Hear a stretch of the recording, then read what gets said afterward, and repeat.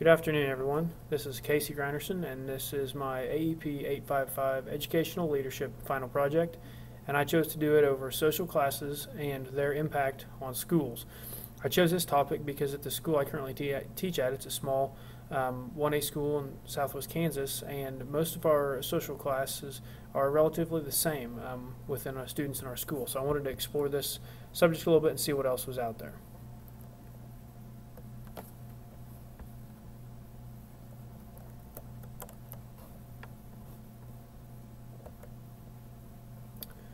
The first article I found was the influence of social class on education, and I found this through Yahoo Voices.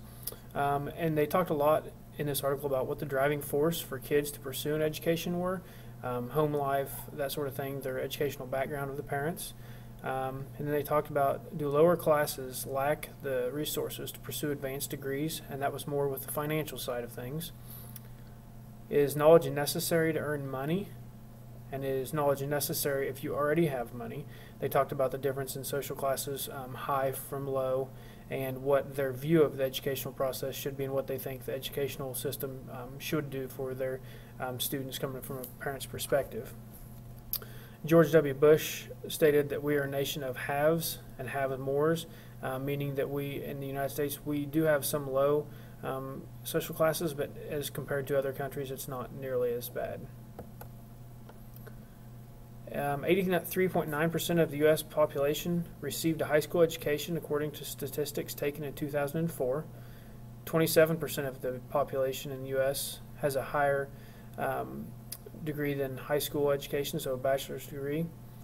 And then 42% of high school graduates enter college or university. And I thought that was interesting that 42 enter that, but only 27 end up with a bachelor's degree.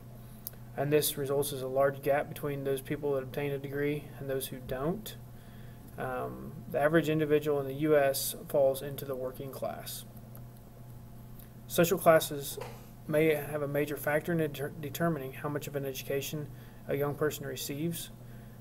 Social classes should not be determined by economic class alone. There's other factors that have to be considered there. Parents have a huge role in their children's education, regardless of the social class or the economic class.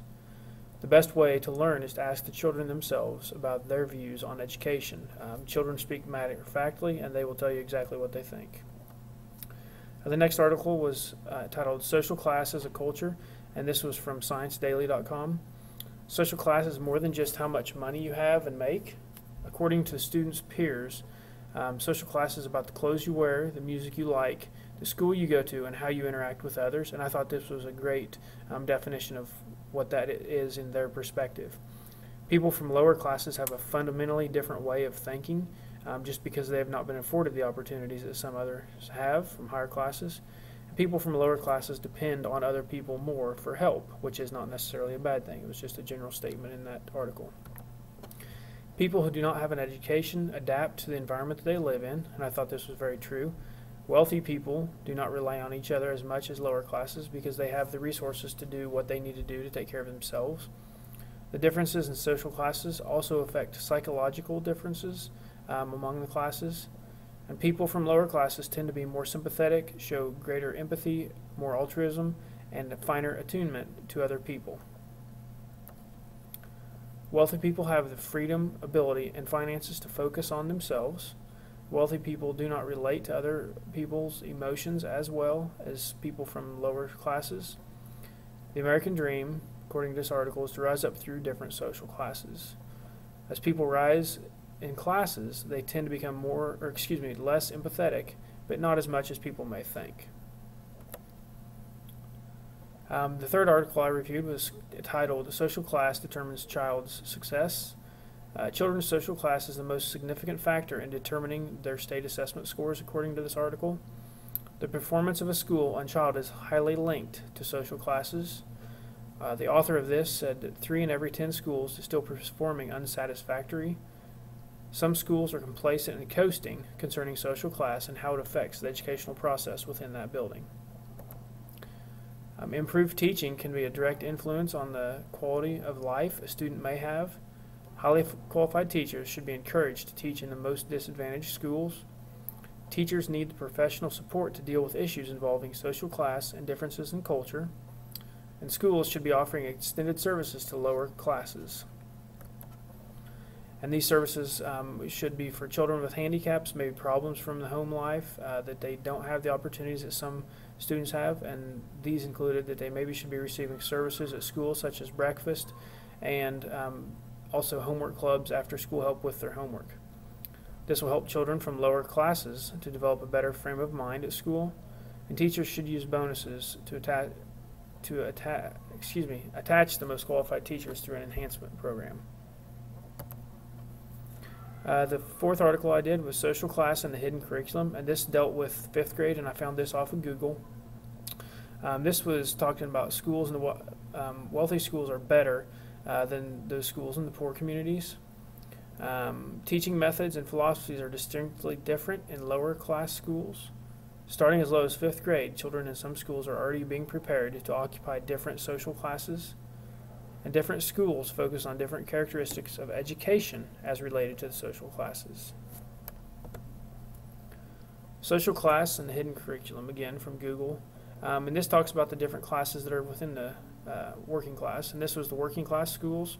And these schools follow steps of procedure in relation to the educational setting. Teachers often prepare their own lessons and do not rely on textbooks as much. Children are taught and instructed in a step-by-step process. Sometimes work is evaluated on the basis of whether students follow directions on projects. The middle class schools, assignments are evaluated based on getting the right answers. Children are not given step-by-step directions and must use decision-making skills to determine what to work on. Answers must be given in the right order and written in complete sentences, and they are not allowed to make up missed scores. From the affluent professional school, work is creative activities and is carried out independently by students at their own pace. Students are asked to apply ideas and concepts as problem-solving solutions.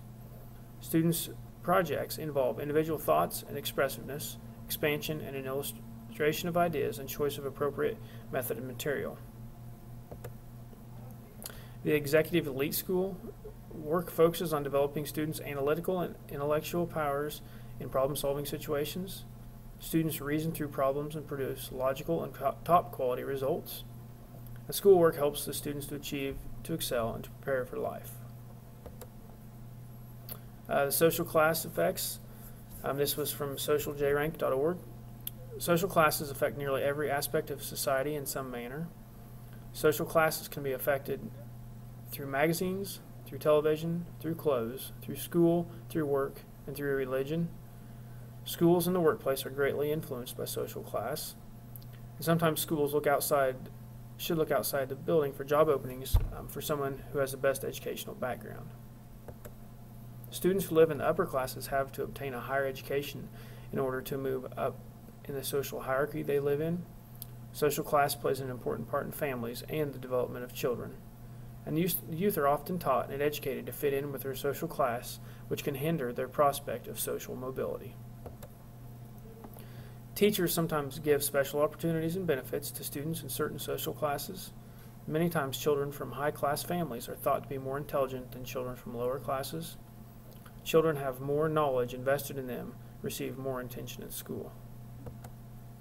In conclusion, after reading these articles, it was my thoughts that many times students are not given the same opportunities because of their social class, which they have no control over. It may be the society they're living in or the environment that they're living in. And we as educators should work to treat and educate each child with equality. Many times we have to think outside the box in order to reach children who are outside of our social class, just because they come from different backgrounds, different ethnicities, and have different life experiences than us. And we must prepare each child for the world that they're going to live in, not the one that we grew up in.